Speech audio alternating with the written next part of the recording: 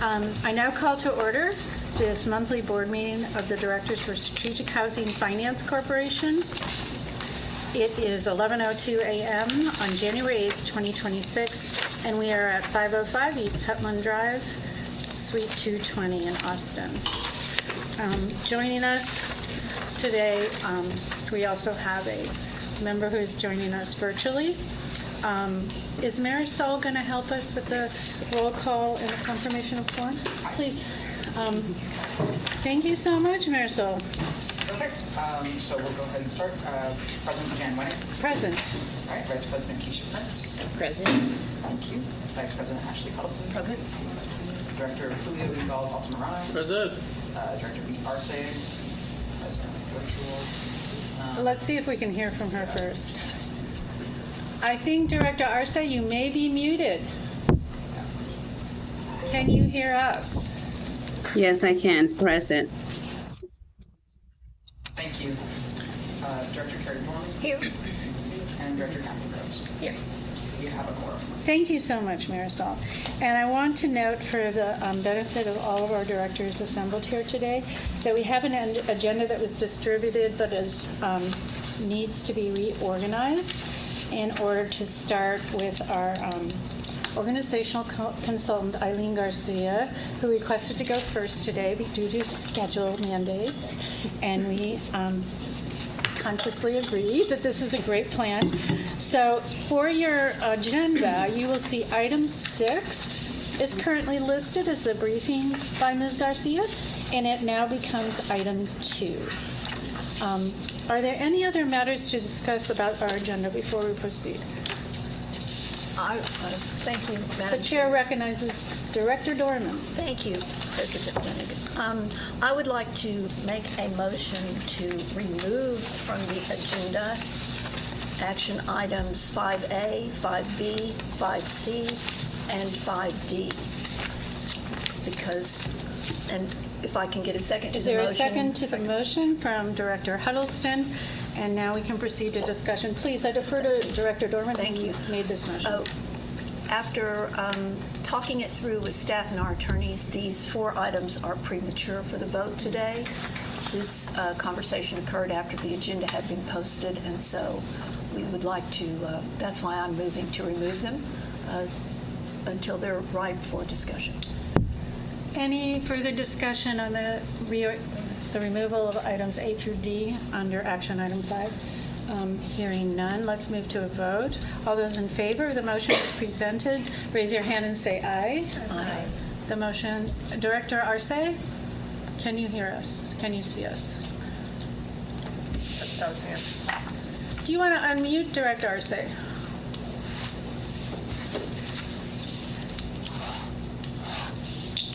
Yes. Sorry, I said aye. All right. We are unanimous on this.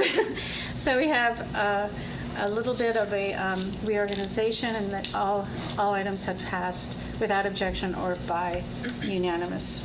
So now we move to our briefing by our busy, this is our first time meeting you, but you've been quite busy, Ms. Garcia, as our organizational consultant. Thank you for joining us today. I wonder if you'd mind introducing yourself a little bit and what you've been up to and what we're going to see today. Yeah, absolutely. And I really appreciate the allowing me to go first. And so I will absolutely do my best to keep us on track in terms of my allotted time today. So forgive me if I go a little fast at points, but absolutely do stop me if you have questions. But in terms of what I've been doing and who I am a nonprofit consultant. I do a lot of coaching, I do strategic planning, and I work on organizational development with many organizations across the country. I work with some local organizations as well, but really my scope is pretty national. Since I began this project, and you'll see in a little more detail at the end of my slides, but as many of you know, because you've had that interaction with me already, I have been interviewing all staff and all board members. That process is continuing through this month, and then I'll have things to report back to you. I'm really glad for the opening that you gave me there in terms of providing that context, because I just want to be clear for those of you who have shared what is working and what is not working. All of those sorts of recommendations that I'll have specific to who you are, that's going to happen later. So today, my purpose here is not to share out what I have heard, because I'm still very much in process of assessing what is a fit for you as an organization. Best practices only go so far. It's not a textbook, it's many schools of thought, and that's what I'll be bringing to you today. So what I'll share with you is just to get us on the same page, a baseline of what is generally the role of staff, what is generally the role of board members, and then how we make those work and align. So with that, let me, that was more introduction than I meant to give.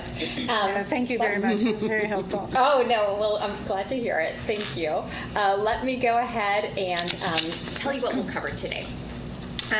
So I'll talk about what's required of boards. While I just gave the big caveat that best practices isn't one book, there is pretty established case law on what is required of board members. So we'll go through that, and then from there sort of springs the distinct roles of what staff should be doing, what boards should be doing, and I'll talk about that as well, how staff and board can support one another, and then next steps in building the staff and board relationship you need. So on my next slide here, you'll see my two little freaked out people. And I just want to acknowledge now that the board-staff relationship is inherently complicated. So if you're feeling some rub, it's because it's weird, it's awkward. And as it's represented here, you'll see for staff members, it can be super awkward that you have your supervisor, you have your executive director, maybe there are other layers in between, and then you have like this group of these super bosses, these volunteers that you're supposed to cater to as volunteers, but they're also within your hierarchy. It's awkward. That is inherently challenging. It's something that requires real clarity and navigation. Similarly, you've got your board members. You know, they're giving all this time, right? This is their volunteer experience. So that, when you think about volunteers, that's all warm fuzzy, right? But actually, by having volunteered to be on a board, there are legal responsibilities that they have assumed. So they have these legal responsibilities on them, and at the same time, they can't be in the work. So they're legally responsible for what the organization does, but they have to rely upon staff to get the information they need to see through the strategies that they've set forward. So it's inherently complicated. That doesn't mean that it's inherently fraught. It just means that it requires real clarity and good process. And that's what I hope to support you in developing within any areas that you don't feel that's present today. Again, I am still in the assessment. What you see here is not reflective of what you have shared with me, but rather I work with so many organizations, and these are the things that come up time and time again. You'll see my little ovals here are representative of what I hear from staff all the time. I have rectangles representing what I hear from board all the time. So what complications in these relationships can look like is, you know, from a staff perspective, I'm spending all this time taking all this information, giving it to the board, and then they want to see it differently. They have a different template they like. They want to see it in a different way, and they're not looking at what I have put together and giving me what I need. The board is questioning every decision we make. You know, especially within this organization, I would think that maybe this pops up because you have amassed a dream team, right? I mean, you really have this staff of like super experts. Okay. And so super experts being in a place of, I know the partners, I know the field, why am I getting questioned on this would be a very natural thing to feel. Similarly, I'm so busy responding to the board, I can't do the actual work. I hear this all the time from organizations, of feeling like board as this added duty that feels really detached from getting the mission done. And then we go to sort of the super bosses problem, right? Like you've got a bunch of different people on the board. They might have their own distinct ideas that they're setting forward. Who do I listen to? Like they don't always agree, and yet I'm supposed to be taking their guidance.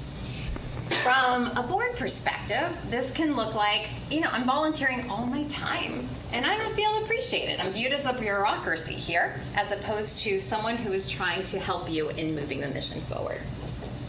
sometimes board can feel like they're not hearing about things in a timely way. And this kind of goes right into the other one. No one gets back to me with answers is a complaint I hear from board members all the time. I have these legal responsibilities, and no one is giving me what I need, so I can take those responsibilities seriously.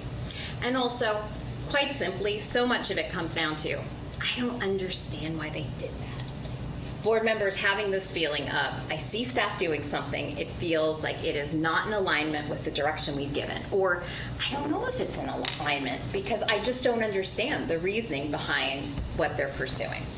All right, so that's the way it can show up, the complications. Again, maybe you're looking at that going, that's not us at all. Maybe some of it resonates, maybe some of it doesn't. But hopefully, if you're a board member, it gives you a little thought on what the stress looks like from a staff perspective and vice versa. That for staff, maybe it gives you some thoughts on ways that things might be feeling complicated to board members.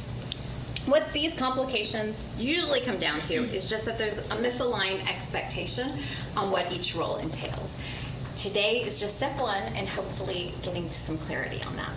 So let's start with what the primary duties of a board are.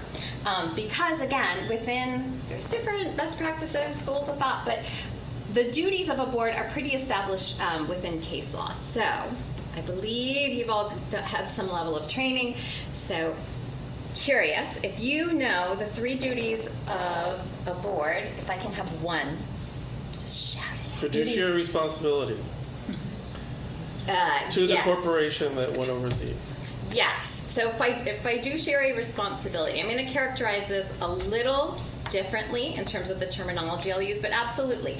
Fiduciary responsibility, which can oftentimes be talked about in terms of a couple other subcomponents. Yeah. But anyway, do folks have other, Duty what are of some other care. duties? Duty of care. Very good. Duty of care. Any others? No? Loyalty. Loyalty. Yes, loyalty. And we'll go over each of these. Is this sounding somewhat familiar? If it's somewhat familiar and you just don't feel like talking to me, that's okay. That's okay. I know if I heard this. Third one? Is there a third one out there? No. Okay. Oversight? Absolutely. The board has a huge role in oversight. And generally we talk about that in terms of obedience, but exactly. So yes, so I'm going to take that to mean that maybe I'll take this next slide a little slower than I intended, but then I'll give you a chance to weigh in so that if you're like, oh, I would have talked if I knew she was going to go slow, then we'll go faster on the next 2. So, care. The duty of care for a board generally means that you need to stay informed. So you get information about the board meetings, you see it posted, you go to the forum, you're reading that. Dianna sends an email out to you, you're opening it, you're looking through the information, you are on top of what's happening. That's what the courts will hold you to. And you're actively engaging. So absolutely, that means you're attending meetings. If you can't attend, you're notifying, you're saying, hey, I can't do this, so that the organization can accommodate otherwise. And also, quite honestly, if you're at a place where you're like, I'm going to have to miss a lot of meetings, I don't know if I can carry forward this duty, that doesn't mean that you're a bad person, that you don't care about the mission, but it might mean that you're not positioned right now today to be a board member. And that's okay. That's absolutely okay.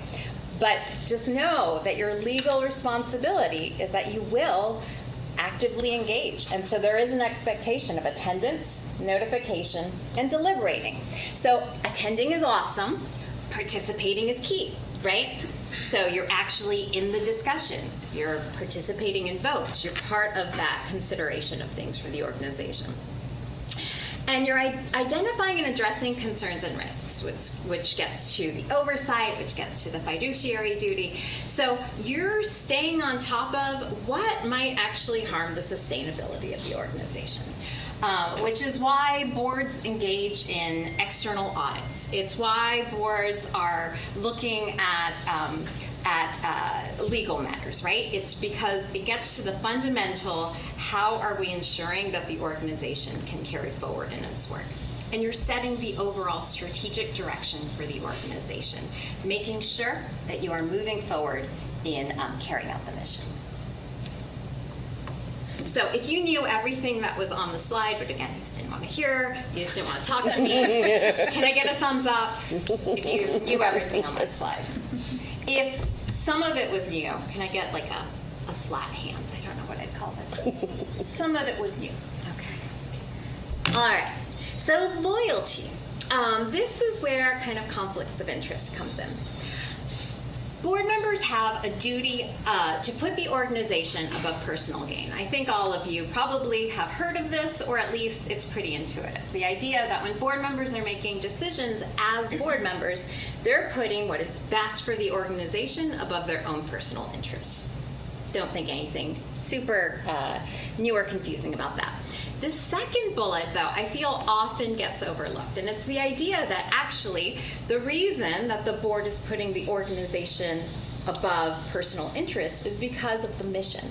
So it's the organization's purpose above the organization itself. So what that looks like is that if magically, highly unlikely, we ever got to a place where the policy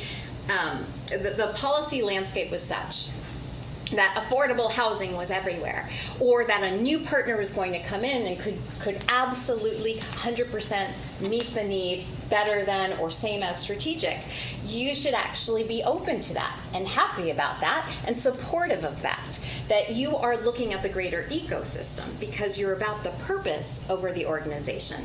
You care about sustainability because the organization is the vehicle to get the mission done. So, organization above personal gain, organization purpose above the organization. All of that then leads to the need to disclose impacted interests and address conflicts. The first one's about you as an individual board member. If you indeed have a personal interest that might be impacted, your duty is not to compartmentalize and say, you know what, I am going to put strategic first. I can do this. Nope.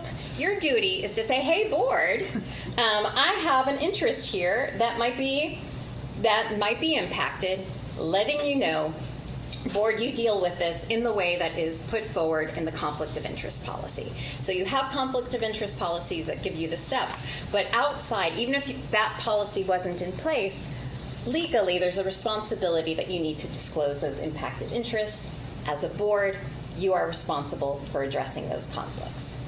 Okay. If you knew everything here, if some of it was new, some was new, and some people don't want to tell me, and that's okay. And then we've got obedience. So this is about making sure the organization is complying with what it should comply with. So the first one is the board is responsible for overseeing compliance to laws, ensuring adherence to your purpose, and overseeing compliance with your own policies, which I realize is circular. But if you put something in policy, if you put something in your bylaws, then suddenly that becomes part of your legal responsibility. And you'll see then, this is like so specific to strategic, what this looks like, you have a policy that says you will maintain confidentiality regarding deals and partners. So that is part of your legal responsibility now. As I think everyone in this room is really aware, you're subject to Texas Open Meetings Act requirements. That's part of your obedience function as well. And then again, anything else that you adopt as policy, anything else you put in your bylaws, etc., that becomes part of your duty. Okay, I'm going to stop there. Any questions, reactions, something I said there sounded off on any of those? Directors, any comment back to, does anybody want to talk to Ms. Garcia? They're saying no. Okay, so we've got this sort of baked in piece on what boards have to do. Given that, from there sort of flows what staff roles can look like and what board roles can look like, and let's go through that. I am not a graphic designer. Let me put that out there now. But what I do want you to notice about my little visual here is that these are not railroad tracks. These are curved roads, which means they get pretty darn close to each other at points, and then they move away, and then they get close to each other. And that's where things get a little confusing, is that the lanes of boards versus staff, there is absolutely times when there's a whole lot of daylight and times when there isn't much. So we talk about the board's role as that of governance. Which broadly can be described as the what and the why, kind of the vision and what you are seeking to accomplish. I will send you those slides to you, so feel free. But yes, but We like take the photos It's not away. about the slide, it's the picture. It's the picture. Yeah, sorry, the whole picture. Love the The whole picture. frame. There we go. Thank you. Yeah, absolutely. And then for staff, we view that role as management, the how. So once we know what we're seeking to accomplish, staff has the autonomy then to carry it out in the way that staff knows will work best. So within governance, we talk about this in terms of, and you'll see this is a direct flow from those previous slides. The board adopts the strategy, and then they provide oversight on progress towards that strategy. They are required to provide oversight on the resources, maintenance of the resources that will allow you to carry forward with that strategy, and general compliance. For management, again, this is where they start getting close to each other. Generally, because staff are the folks who are the rubber meets the road, are seeing how things work, you want them informing strategy. That is all the more case with strategic. Again, I'm in the fringes, just in the assessment process still, but you have amassed an incredible team. So absolutely, you want to have that expertise inform what strategy is adopted based on their understanding of the partners out there, what is working, what isn't, previous experiences. They should be informing that strategy. They should be tracking the strategy, and then they get to operationalize the strategy. You set big vision, staff then makes it come to life. And for accountability, they create and implement the systems that develop, attract, and maintain their resources, and that maintain that compliance. So we got the what and why, we've got the how. Any questions or reactions here? Okay, moving ahead. So, given this, there are some things that generally are best left to board members, and I leave the wishy-washy generally language because, again, we're talking in this best practice realm, and it might be that the end of the assessment, based on input I hear, what's working, what isn't, the very nature of the work you do, there might be things that should look different from this. And we'll get to a place of hopefully agreement and consensus on what those lanes look like. But generally, as a starting place, hiring, evaluating, directing, supervising the executive director lives with the board. For those of you in this room, you might be like, yeah, given. But actually, I work with a lot of organizations, especially organizations focused in medical missions, where this is not the case, where you actually have like an executive director, but you have someone who is both underneath them as a chief scientific officer and is on the board. And you can just imagine how confusing that is to have someone who is your boss that you're also supposed to direct. And while, again, not relevant to here, it is that sort of distinction of who do I ultimately listen to that we want to make sure stays clear. And that does absolutely have implications for strategic. So hiring, evaluating, directing, supervising the executive director lives with the board. But my little parenthetical here is that one of the most important things that your executive director does is amass an amazing team, makes them feel happy with the work they're doing, supports them in their growth, etc.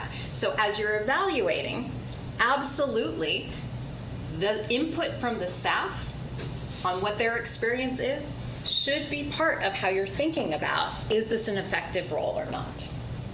Okay, enforcing board member expectations. This one too, maybe on its surface, like, yeah, of course. But many organizations, just because of the administrative lift of it, require staff to be the ones to say, oh, board member, you missed this many board meetings. Or within other spheres, not relevant here, it's, you didn't make your annual contribution.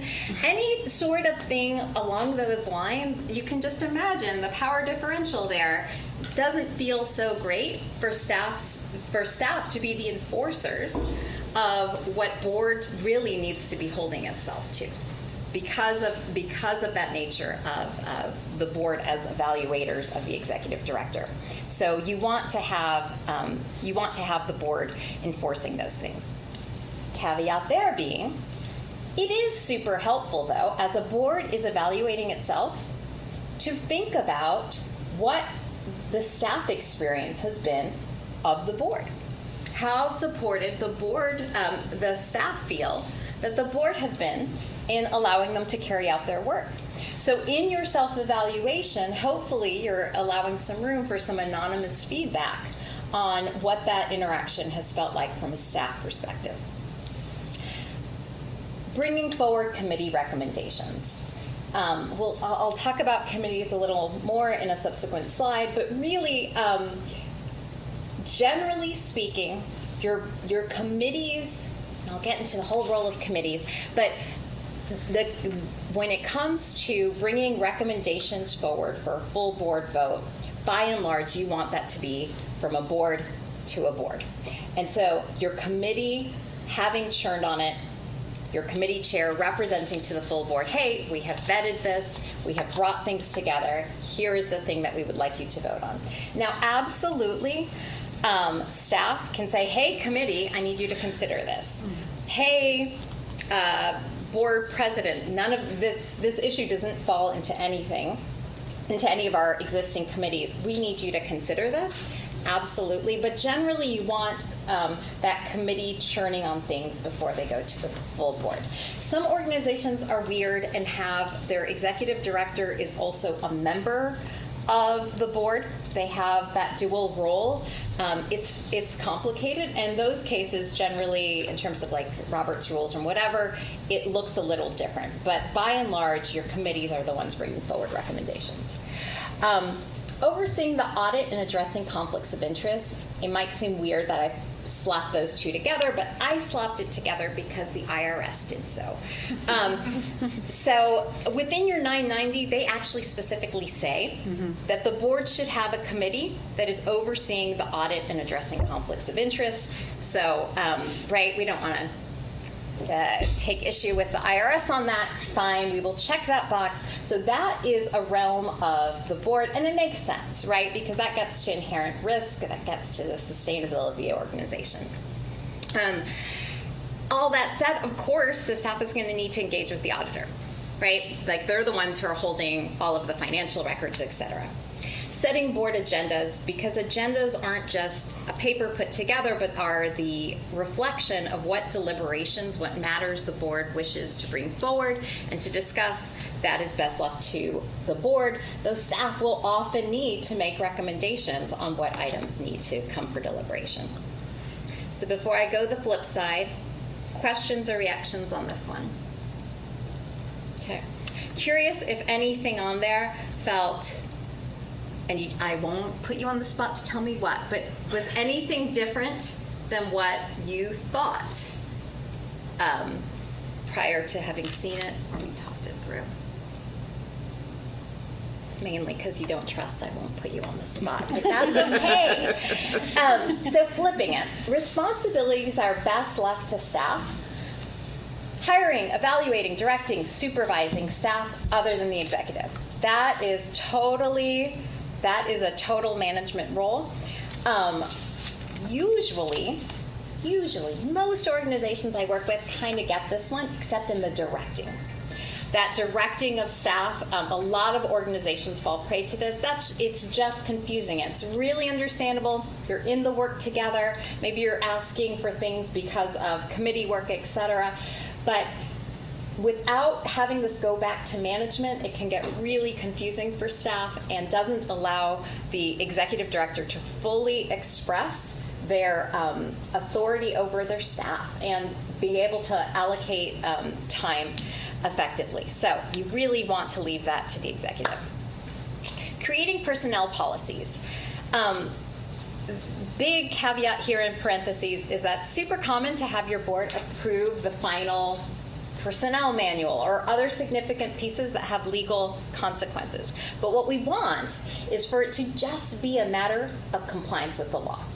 The board should be there to say, yep, this seems like it's all legal and in order, or we're not sure if it is, we need to get outside counsel, or what have you. But do people get to work from home? Any of those little pieces. What we do for professional development, that's all management. That's all management, and does not require board intervention there.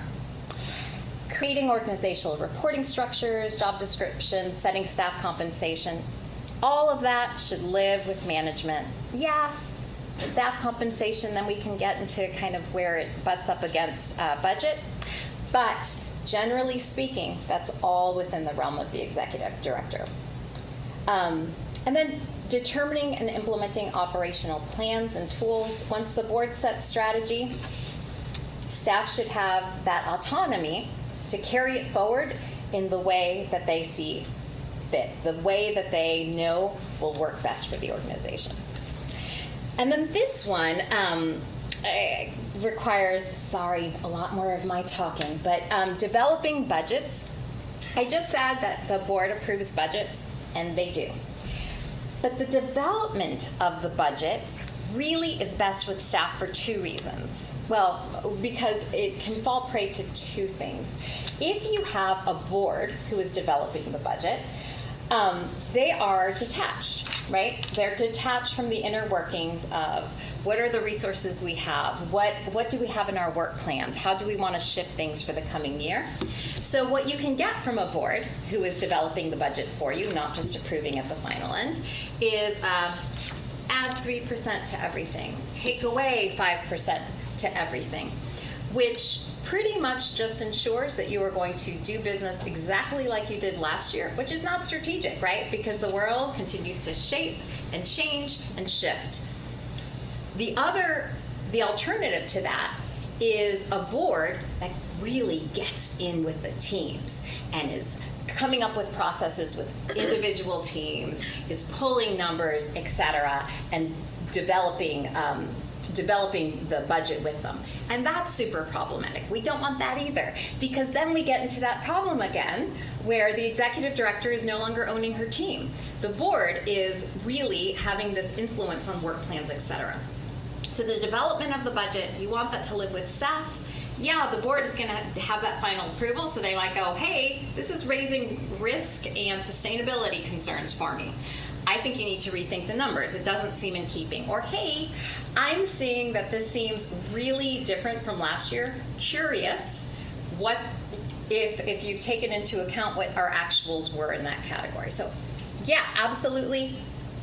Have that final approval, ask the questions you need to, have the ongoing monitoring, but we want to leave that development to the staff. Questions or disagreement or, yes? Director Dorman. I'll be the guinea pig. Thank you. So this year, we did talk percentages of the budget. When we went over the budget, it's this much more, this is that. And it all came out in the end. It worked together. We worked together with staff. I think that's a fair statement. Maybe other people don't. But I'm really not, because the budget is a big thing for us. Yeah. I'm not understanding how we say it without using some number or some percentage. How do we make known as a board to, these are our concerns? Because it seems kind of just general to say, I'm concerned about sustainability without further. And maybe I'm getting too far in the weeds for this session. No, yeah, it's not too far in the weeds, and I appreciate you asking it.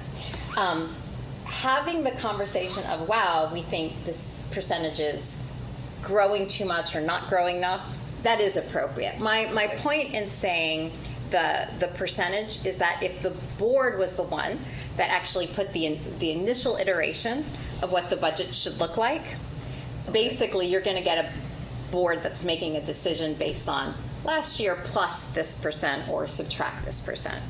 But for the staff to bring forward a budget and then to get into the discussion of, hey, we think that's too much growth, not enough growth, that's very appropriate to have that conversation. Is that? Yes, thank you. Absolutely. Anything else on this one? Okay. All right. So I do want to flag, though, some opportunities for staff engagement in what are board activities. The realm of the board, but still it's really useful, valuable to have the staff engaged in. Attending board deliberations. Really useful. I say this with the big caveat of it's still a management call. If indeed it is not a given that all staff need to be at every board committee or every board meeting, and it may be that the executive director says, you know what, we don't have time for everyone to be at all of these, and that's totally fine. It may be that the executive director says, I think it's really important to have everyone at all of these so they understand the thinking that went behind this. Or my favorite choice, it could be that the executive director talks to staff and says, hey, is this a good use of your time? Is this helping you understand it? Or do you just want to kind of know where things landed? And that is totally appropriate place for the staff to be.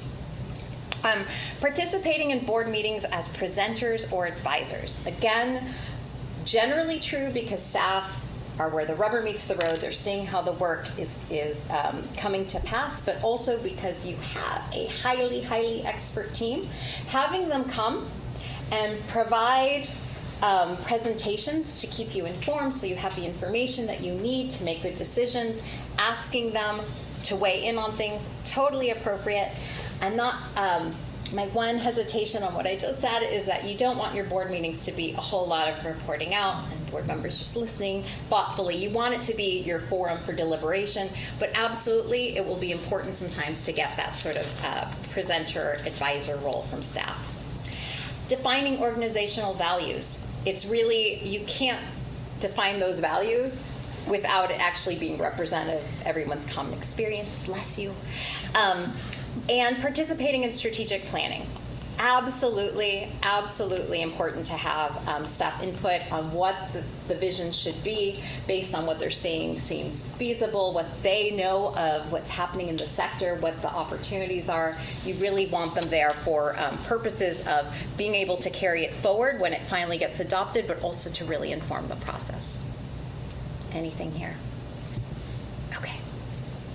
And then you have your role, the role of board committees. They can be ongoing, standing, so that they were created at inception and are ongoing or were created by a resolution, and they have ongoing work to do. Or you have your ad hoc committees, ones that come together for a purpose and go away when they've done their business. Regardless of which it is, they should all have a memorialized purpose and scope.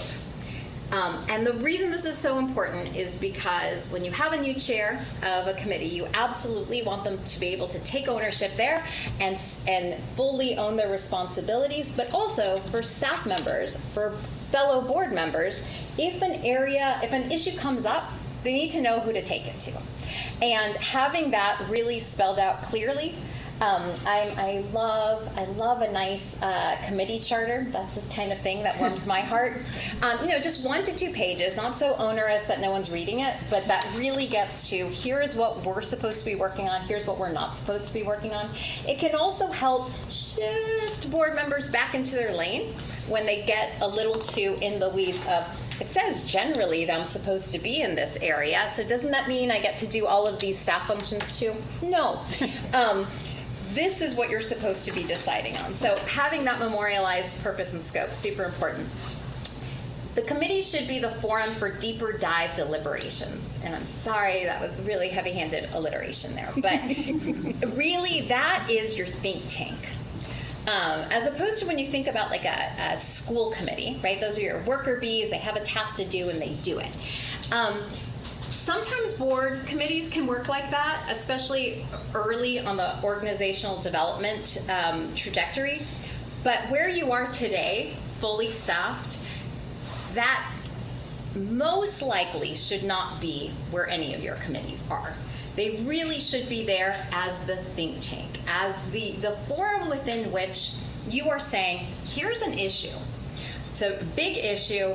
What are the data points we need to make a good decision on this? You're pulling all of that together. You're asking the questions. You're asking staff for their input. Maybe you're talking to outside experts, but you are really delving into those issues so that then you come forward to the full board and say, here was the issue.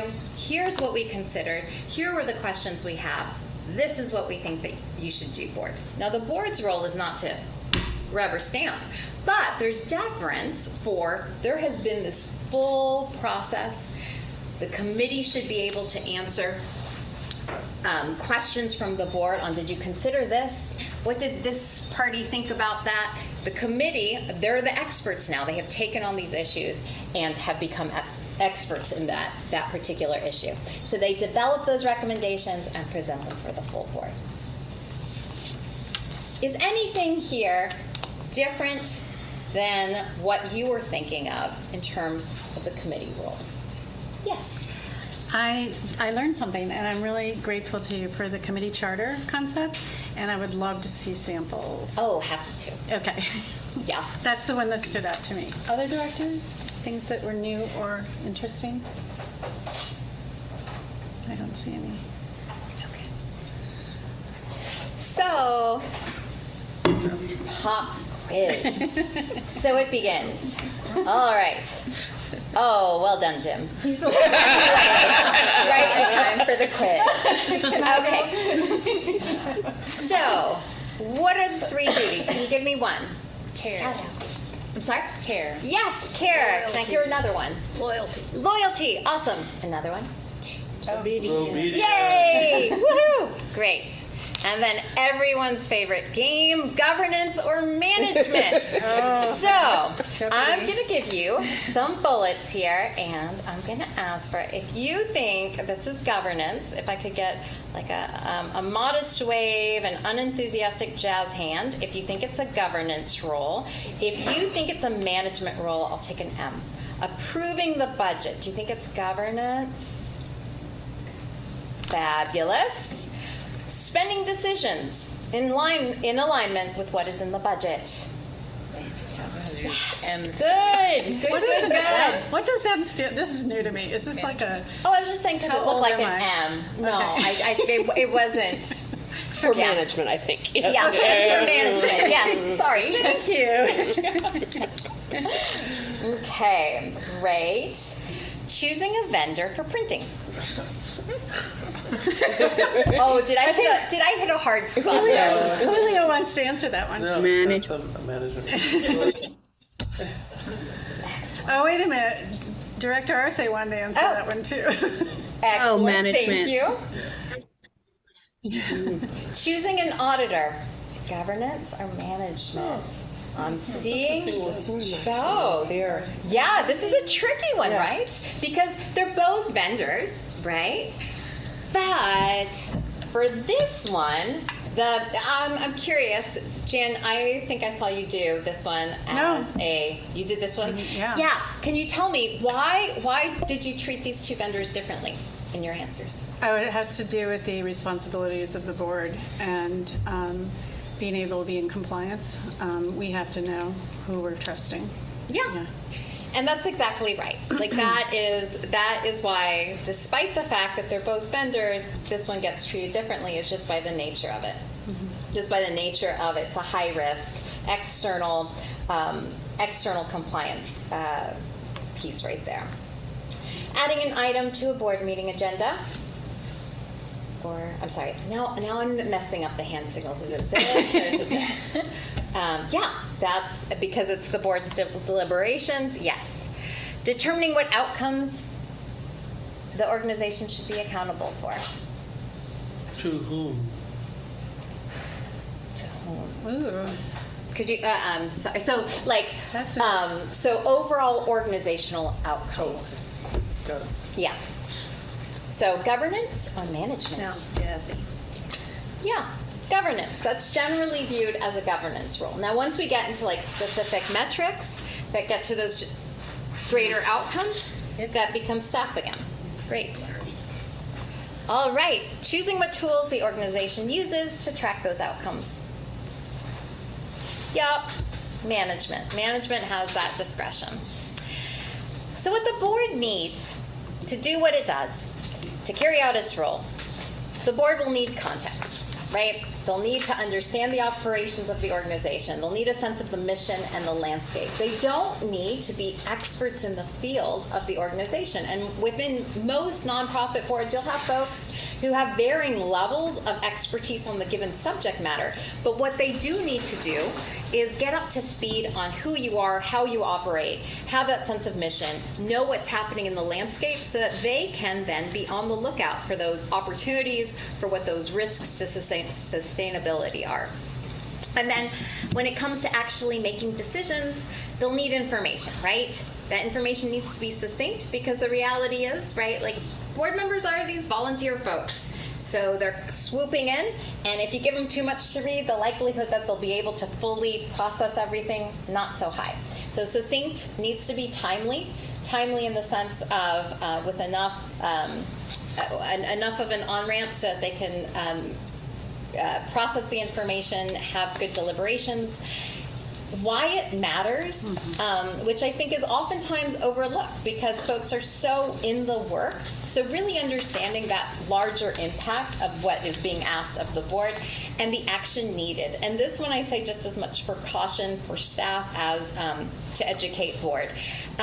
It's really helpful to say why you are bringing the information you're bringing. Because if board does not have that clear ask, right, and you've got the big weight of the three, care, loyalty, and obedience, you'll want to do something with it, right? You were given something. I should look at this. I should weigh in on it. I should say, I think I like it. I don't like it. This is how you should change that.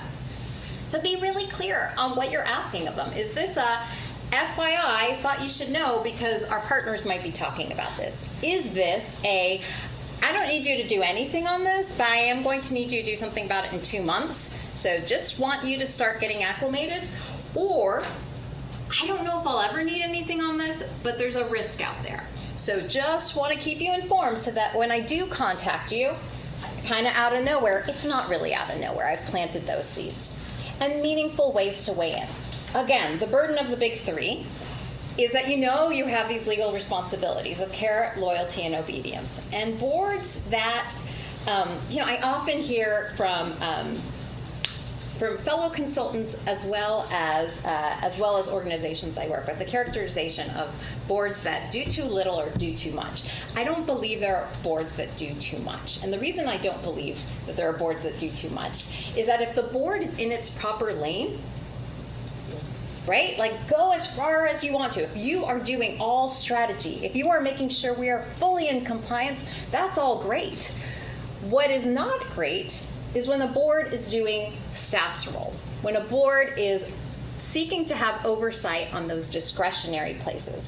So for a board that doesn't have the lane to influence strategy, what you often find are board members who understand supposed to be doing something here. They will scramble and do the things that they can do. They will put their hands in places that maybe you don't want them to have their hands in. So really figuring out how do you get the board on the strategic level, giving them those opportunities to have the big picture influence.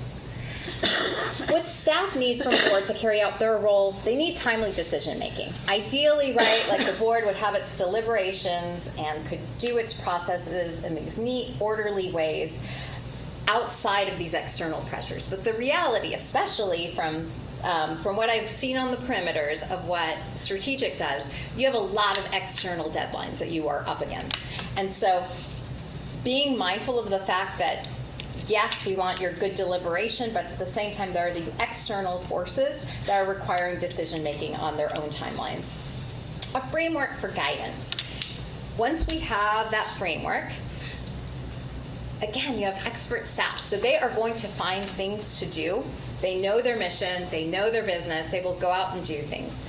But providing that framework of here's what we are holding you accountable for, this is how we're viewing success, gives them space to then have autonomy and implementation. Gets us to the three of within that framework, then let them go forward.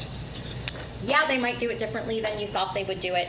Maybe they're doing it differently than you would have done it. But that is the beauty of having diverse voices and diverse experiences to feed the process.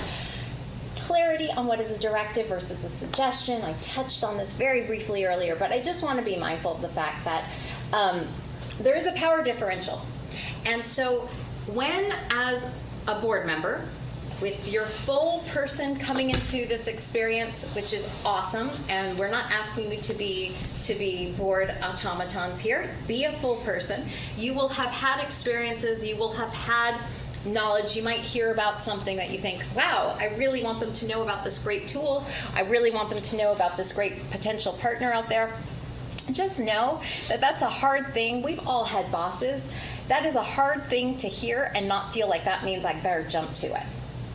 So, not saying you shouldn't give suggestions, but if you can be really mindful of saying, hey, heard about this, wanted to let you know, I'm not going to ask you about this, take it or leave it, I'm not going to follow up on this, just let you know. That can really reduce what ends up being, I work with so many executive directors in particular who are rabbit hole for something offhand that a board member said, that there was no intention that they actually make like top priority. But there's that thought of, so my bosses, I better keep them happy. So please, if you can just have that mindfulness of being really clear when what you're saying is a suggestion. And then respect for their expertise. Again, you're so lucky you have this dream team. Know that they can bring you great insights. Know that they are out there doing great work. Okay. How you'll know if you've landed it. Staff and board will trust each other to carry out their respective roles. They'll stay in their lanes because they'll know the other lane is taken care of. Board members will feel informed. Staff will feel respected. Both will feel appreciated. Your staff and board operations will align and will be in furtherance of the organization's mission. Right? No more of this like, here's the real work we do, and then there's this other work. But they actually will work to create this solid foundation that is aligned for the organization. Board members will have the opportunity to be impactful by setting vision and strategy for the organization. You know, they won't have the impact of being in the work itself, but they'll have this greater impact on the overall kind of dashboard of things, and then the staff will have that ongoing impact in how things are carried forward. And staff will feel supported in their work and free to make the decisions within a framework they know has board approval. The level of confidence that brings, that if a board member says, and why did you do that? They can say, oh, remember, you made that decision? You said we should head in that direction? I'm heading in that direction. This is how I've chosen to do it. Can be such a freeing thing. Okay, I promise. It's the last slide. It has a lot of words. I'm not going to read them. But just to show you where this falls in the overall picture of things, I began my assessment process with the organization back in December. Today, already, we've completed our first bullet under January. I'll continue the confidential interviews I'm having with board and staff. Then I'll come to you with recommendations. I'll work with the committees on developing charters, etc. Whatever, I will have my recommendations, what the board chooses to adopt and move forward with. I will support you in that, and I will continue to meet with leadership throughout the process. So, any questions? Directors, do you have any feedback you'd like to give our consultant initially this morning? Lots of good information. Director Great. Prince. Thank Good you. information. Great. Director Huddleston. Good job. Thank you. So, well, I just want to say how helpful it is to have you here. Thank And even though you're just beginning to dig in, I love the framework you've brought us. I think that gave us a lot of food for thought as we enter into further, closer work with you. And yeah, I'm really looking forward to how we can get stronger and more aligned and much more impactful. So thank you. Well, absolutely. Thank you all so much. And I am in everyone's inboxes at this point. So if you have questions, if you have comments, if something, the more you think on it, sits funny with you, don't hesitate to be in touch. So Excellent, thank you. Thank you Yeah, so we'll see you much. down the road. Directors, this brings us to the end of our newly numbered number 2, and now we move on to what used to be 2 and is now number 3, citizen communication. And for that, I'm going to need to rely on staff. Kevin, can you confirm we have no one signed up online? Okay. We have no one signed up here in the office, but it seems like Kevin is troubleshooting. We'll take a second, yeah. Do you want to just confirm, Kevin, and then we'll move forward?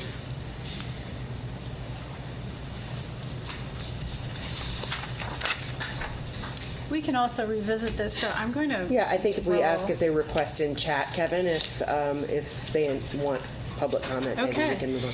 So that being so, let's move on to our monthly director's report, which is presented by our executive director, Dianna Gray. And you may have assistance of staff, I suppose. Thank you. I forgot I had the clicker there for a moment. Director's report will be brief today. A couple of quick announcements and reminders. I think most of you had the chance to meet our new executive coordinator, Jenny Carnahan, Welcome. this morning as you came in. So we're still in the onboarding process, but really excited to have her with us, and you will be hearing a lot from her.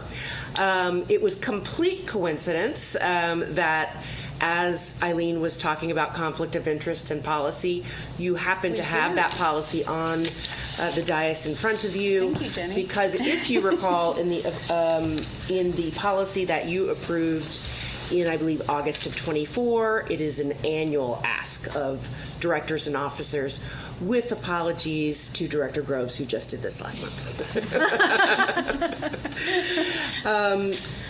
And so if you would like to fill that out today and give it to us, great. If you prefer to do it on your own time, that is also fine. We will gently remind you via email and collect those from you. I also wanted to remind you of the scheduling poll regarding your regular board meetings. As of this morning, we had 4 of 7 respondents, because that, of course, will determine the timing of our ongoing board meetings this month. Did you have a question, Director Winnick?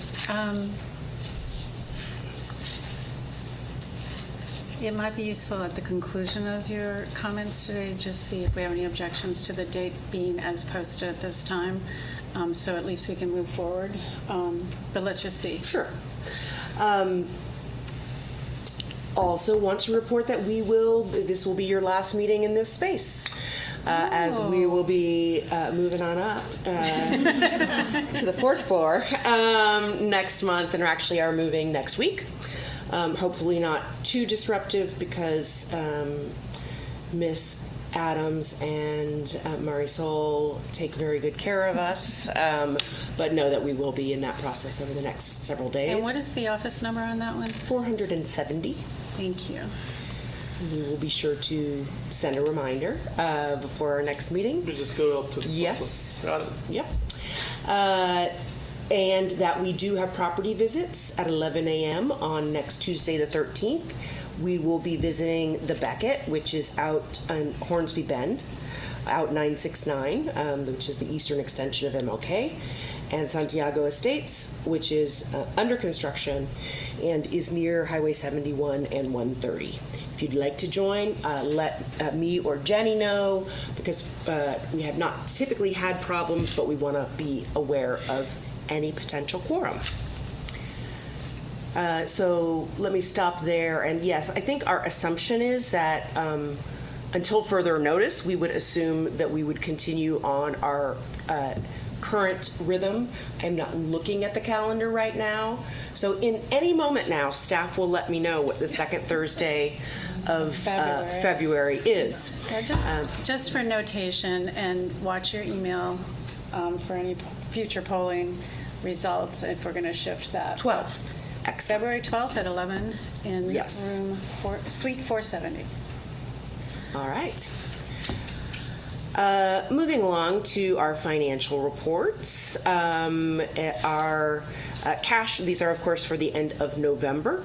Since we lag a little bit at the end of November, taking into account our cash on hand in our operating account, our unallocated cash in our investment account, as well as our operating reserve, we have over 20 months of operating cash on hand, and that includes at month's end having the Housing Production Fund fully funded at $15 million, and at that time the portfolio fund at $2 million. A reminder, however, that this is the net assets at end of year, or excuse me, at end of November. Income, including Silver Springs, 200% of our projected revenue, and expenditures a little under 80%. As we mentioned last month, we do anticipate having final books next month that will show us having received substantial revenue in December, such that even if we exclude the Silver Springs revenue in 2025, we would have been at 108% of our projected revenue. Any questions about financials? I don't see any, thank you. Excellent. Okay. I think that completes the director's report. Thank you, Director Gray. That brings us to our consent agenda, and the chair presents this month an item for unanimous consent consisting of the approval of the minutes for the December 11th, 2025 regular meeting. If there are no objections, the minutes will be approved. Hearing none, minutes are adopted as approved under unanimous consent. So we're moving on to our action items, and we are skipping forward to item 5, action item E, the election of officers. And on this matter, directors have received letters from both Director Huddleston and Director Dorman, where they put their names in consideration for nomination for a new slate of officers for 2026, President and Vice President, respectively, very respectfully.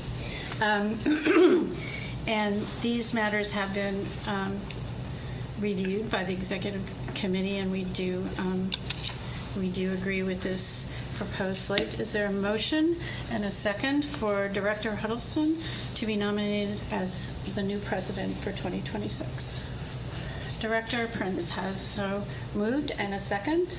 Director Altamirano has seconded. Who would like to discuss this nomination further? No discussion, then a vote, hands up, and a verbal vote aye if you're in favor. Aye. That is a unanimous support for our new executive, our new president. Congratulations. That was easy. Thank you, B. Thank you, Director Arce.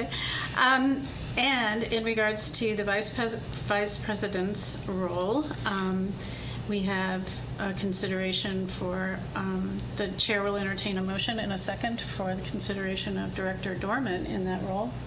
Do I have a motion? Director Groves, and a second.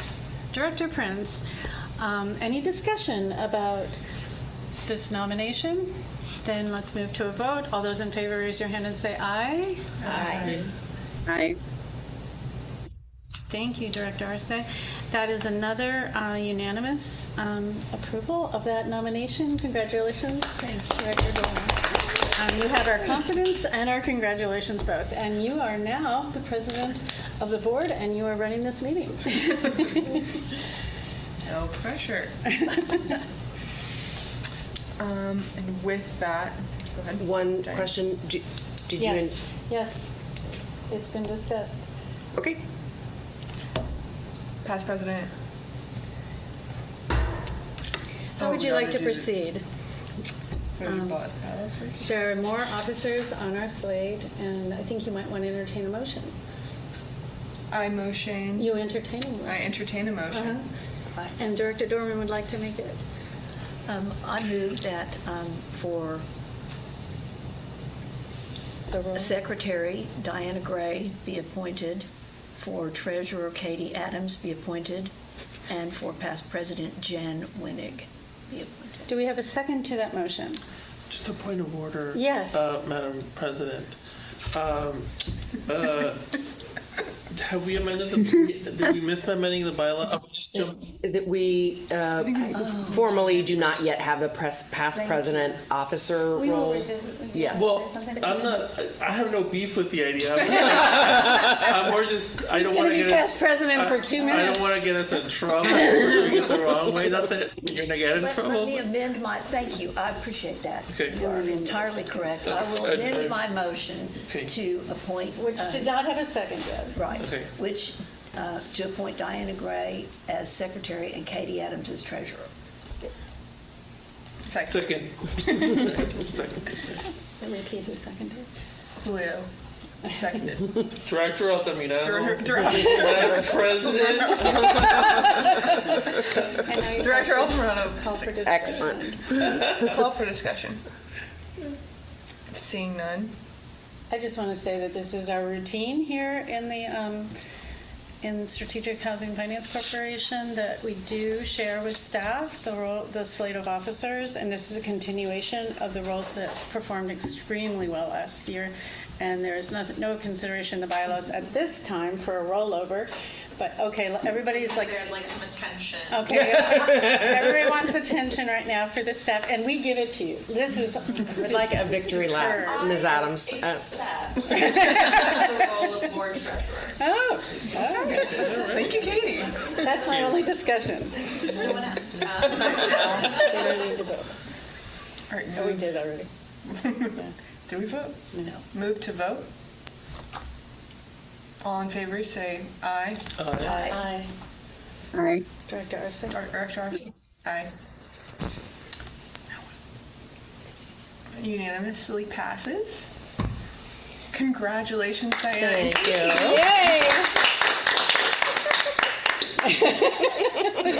They are so excited about this. Accolades on gratitude. Now, the bylaws resolution. Yes. All right, item 5F, resolution 2605, amending bylaws of the corporation. And then I talk about it. If we talk about it once we have a motion to consider. Motion to consider. I move. Second. Second. I'm forgetting everyone's name, right? You're doing great. You're doing great. Now it's on the floor, and you can decide to address it yourself, and you can invite other discussion. Now it's on the floor. I will discuss it myself. So when we were looking at the bylaws, something that stood out was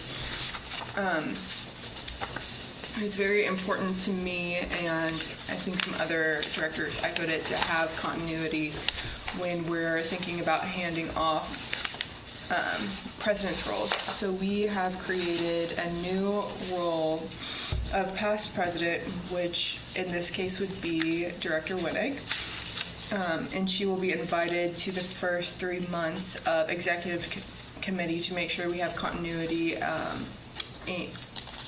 going forward with the strategy that we had set forth previously. Does anyone have any further comment? Go ahead. I'm just curious. I want to make sure it's on the record and we all share this understanding. It has to be someone that is a sitting board member, or could it be a president from, like, could Wilmer Roberts come back to the I love it. That's an excellent question. Yeah. That's a good one. I do I not. could see that happening. No, I'm curious Yeah. because I've read the different changes and I was like, well, That's an I excellent think it question. does.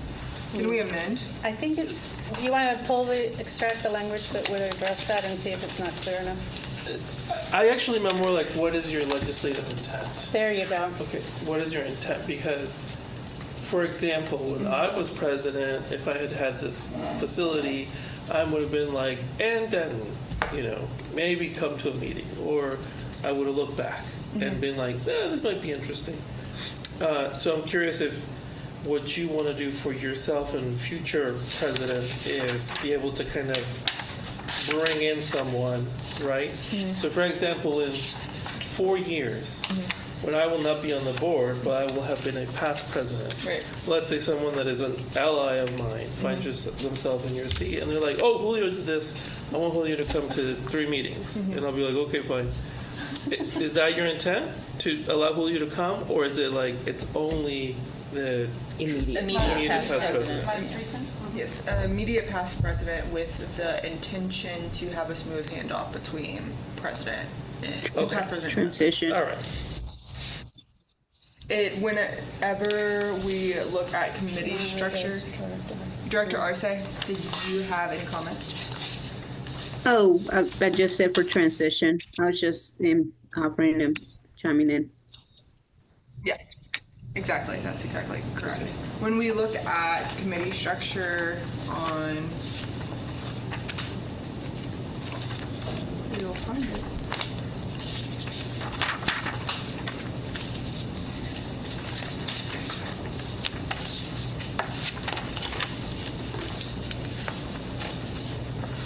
We look at executive committee structure. Let's see. President may choose to I invite think past you, president. I think you have a Are we clown good? in the gallery here. A clown? Yes, Director Altamirano is making gestures. Oh no! This is the current, right? This is Which is the correct Yes. one? Yes. Invite a past president. Oh, it changed. Yes, It yes. doesn't say immediate. It does not say immediate, Oh, so thank if you. Good that, if we catch. want to clarify Good that, catch. we would, Good catch. yep. But I don't care either way, really, because if somebody calls me in 4 years, I'll be like, no. What do you want? I'm saying, what do you Legislative want? intent. Yeah. Yes. Maybe a clear statement about legislative intent. Legislative intent is to have ensure a smooth handoff between president and Got it. vice president. All right. Got it.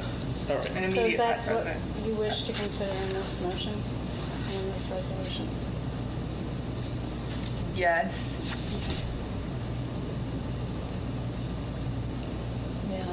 Yes. Director Dorman. So, looking at it, I can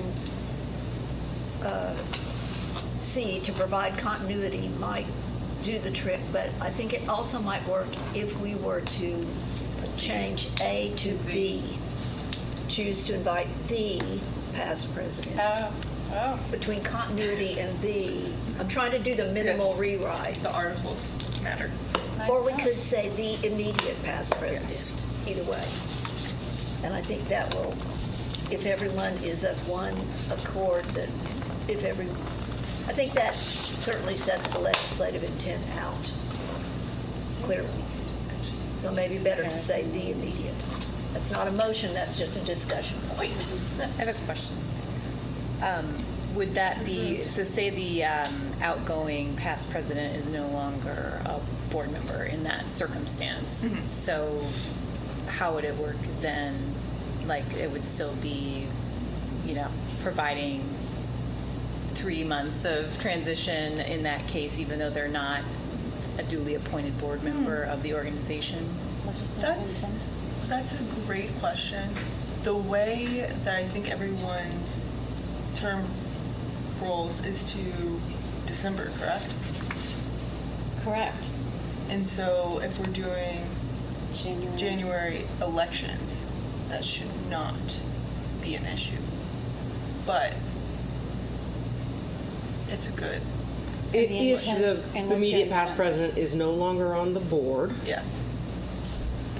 As of December 31st. yes, so this does become, I don't think this is what we intended, but let me tell you my interpretation. Your bylaws allow you to appoint non-board members to officer roles, such as. And they also allow you to appoint non-board members to committees, although we have not done so in the past. It does not, I will also say, this does not require you to have a past president officer May. role. It is a may. And so it might be that if someone left the board, you would not choose to have a past president role. As a point of discussion, I really appreciate the clarifications of the intent of these changes and the further instance of hypotheticals that was very clarifying by our executive director. And I have no question, any further question about any ambiguity in this language. I think I understand the legislative intent, and I am fine with this language, and I just want clarity if there's another word substitution being offered. And I want to thank you for recognizing me, Madam President. I would add that substantively, I personally am fine with a past president, because it seems like it's a modality being afforded to the incoming team, and the 3-month limit makes me feel like, regardless of who future executive directors might be, we're not saddling them with having to deal with, some intransigent, old, hat emeritus annoying person. So I don't feel it. I would support keeping A, and I would support the immediate. I just wanted to make sure that you all were getting what you intended. Yeah. Because this does open the theoretical door to, I think it's something different than maybe Basically, you intend. who Director Altamirano is angling for. Well, I speak clear about what's happening here. Well, I don't want to. I don't really want to talk. I don't want to extend our conversation because I think we're at it. But there have been moments during my tenure where this might have been tricky, to have this kind of That's so tool true. laying around. Yeah. But I think we're in a place where it's a helpful transition. Low risk. So it's up to you all, the new leadership team, to guide us in terms of what vision you have for what this tool should be. And I'm supportive of both the expansive one, as long as the 3 months are in there, and the narrow one. Great. So we have a motion and a second to adopt. Which language are As we? is, Are we- the original, your language as We're going to presented. stay with the original. We have that motion and a second, correct? Yes. Okay. And I call the question, please, Madam Chair. Explain to her what you mean. Take a vote. Oh, wait. Or Just voting on the current language. Yes. A has voting passed. on the current A, language. That's President. I've Motion done as the, presented. on the current language as it's highlighted in front of us, correct? This is one of their three. Let me just quickly. Correct. Yeah, there are 3 Very sections helpful. that were. Very helpful. Yep.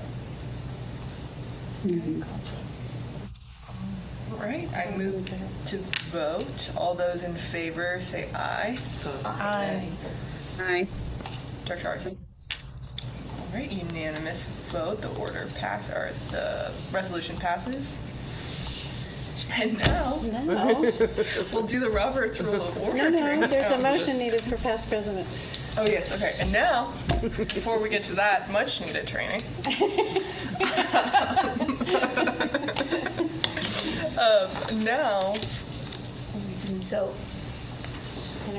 now we'll entertain a motion to vote on the past president role.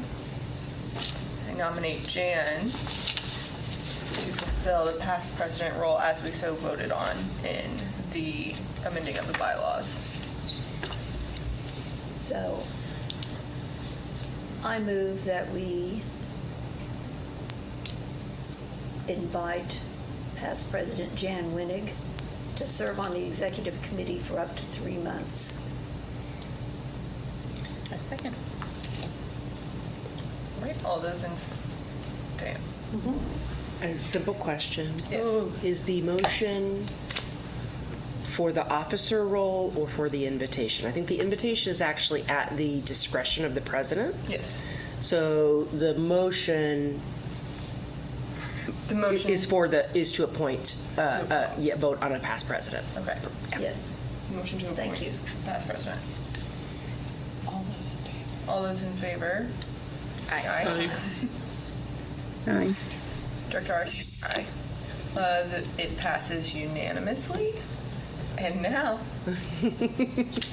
we can move to agenda item 6B, Robert's Rules of Order. Please take it away, Diana, for this much needed. Thank you, President Huddleston. This is intended to be a refresher, and I agree, it's one of those that we obviously had a time constraint and happy to accommodate our consultant, but might have been handy earlier. So I'm going to go fairly quickly, and I do want, at the end, we'll talk a little bit about what kind of additional resources or training the board might find useful. Most of you already have this version, so just so you know, that's not new, but if you have misplaced it or just want an extra one, please help yourself. Robert's Rules of Order, it comes from Army Brigadier General Henry Robert, and it was adapted from the U.S. House of Representatives, so it's quite formal. And it actually, Robert's Rules covers a broad array of things that can happen in meetings, and most folks, including us, do not use it in its entirety. If we were, for example, you would need to stand to speak. And so just a reminder that we use some of the rules, and they're very helpful in terms of managing the flow of the meeting, but it is not written in stone. Today we're going to focus mostly on motions, and I'll say too, we're going to talk a little bit about my view of how our, kind of our MO has, what our modus operandi has been with motions. Former chairs may have different perspectives. So please feel free to weigh in. So the guiding principles of Robert's Rules is that you are considering one thing at a time, that the chair recognizes speakers, importantly that everyone has an opportunity to speak once before anyone speaks twice.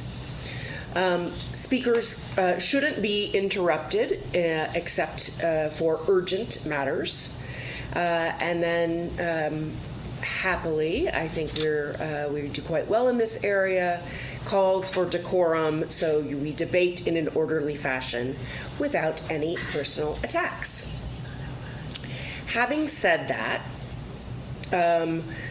what most meetings and organizations make use of is Robert's Rules guidance around motions. A motion is a topic being decided, right? So it is not just a discussion, but it is one that calls for a decision. In our case, that would typically be to approve resolution X. Before being considered, a motion requires a second. And I think something that is importantly is that once a motion is made and seconded, it has to be dispatched in one way or another. So it can pass or fail. If it doesn't pass or fail, it can be tabled or postponed, which are slightly different things, or referred to a committee. There are probably other options, but these are the most common. In our practice, typically, we have had someone, in most cases historically staff, although given our work with Eileen, we may change some of this in the future. So staff has laid out and described the agenda item being voted on. And at that point, board members have an opportunity to ask clarifying questions. The chair then, once those board members are satisfied that clarifying questions have been answered, calls for a motion and a second, at which time discussion and debate occurs. So that's the time you'd be more like to share your opinion, your concerns, your intent to support or to vote a particular way. It is within this period of discussion and debate that you can have what are termed subsidiary motions. And that's like what we just did, or at least contemplated on if you want to amend a motion, to postpone, etc. That is a legitimate action during this time of discussion and debate. So it can be nested. And then, of course, a vote. Let me stop there and look to my past presidents and say, is this right? Okay. Good. Fantastic. So what are those clunkily named subsidiary motions?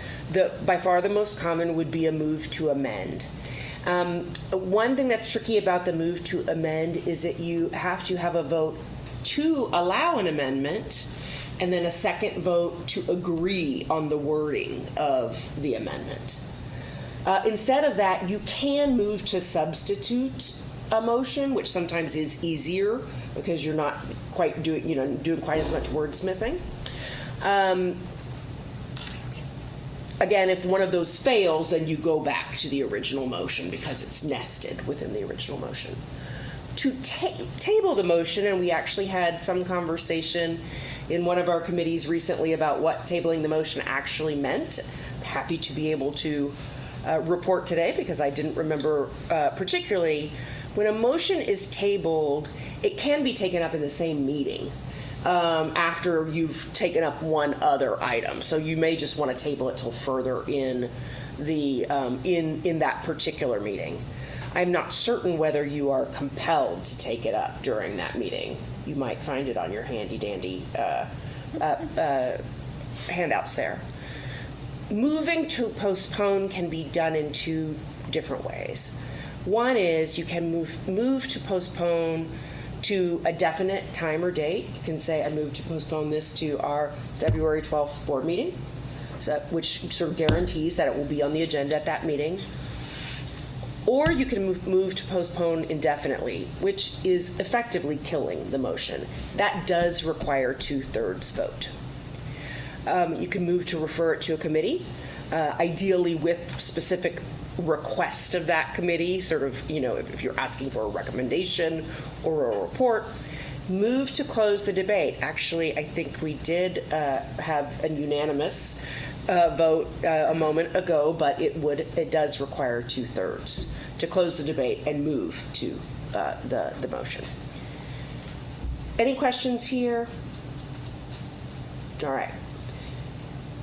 There are just a couple other situations that I think have come up for us, and so I wanted to mention. And this may not be accurate for Robert's Rules purists, but it is commonly a practice that is commonly adopted by groups that generally follow Robert's Rules, is that you don't have to take an item up that is on the agenda. It is not required. So you can simply, say at the beginning of the meeting, we're not going to deliberate over agenda item X. The consent agenda, of course, does not require a vote. The chair reads off the resolutions that are included in consent agenda, allows an opportunity for anyone to object to something being passed on consent. Well, you can ask that something not be passed on consent, at which time it becomes a voting item. If no objection is voiced, it all passes. Adjourning, interestingly, can be done with a vote. You can ask for a motion or make a motion to adjourn. But as is often our practice in our meetings, the chair can also adjourn with no vote, but usually when there is an explanation of why that is being done. There being no further business, the chair adjourns the meeting. If we don't currently have a time certain for our meetings ending, but if we said our meetings are from 11 to 12:30 and it were 12:30, the chair could say, the time for our ending being passed, or the chair adjourns the meeting. And of course, if the building's on fire or some other emergency is happening, no vote is required. So those are, I think, the broad overview of what I've seen come up most frequently.